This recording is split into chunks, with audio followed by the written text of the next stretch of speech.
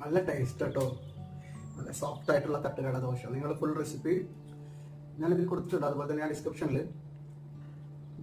Bangalore style idli ഉണ്ട്, അതുകൊണ്ട് കാണാം.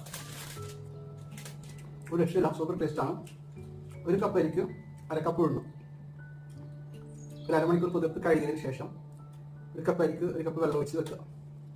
ഉഴുന്നു അതേപോലെ തന്നെ കഴുകിയിട്ട് അര കപ്പ് വെള്ളം ഒഴിച്ച് വെക്കുക. ഓക്കെ, 12 മണിക്കൂർ കഴിഞ്ഞിട്ട് നല്ല ഫൈനായിട്ട് അരിച്ചെടുക്കുക. അരിച്ചെടുത്തതിന് ശേഷം 1/4 സ്പൂൺ, ഈ ഒരു ക്വാണ്ടിറ്റിക്ക് 1/4 സ്പൂൺ ഒരു പിഞ്ച് നല്ല ബേക്കിംഗ് സോഡ ചേർത്ത് കൊടുക്കണം, അടച്ചു വെക്കണം.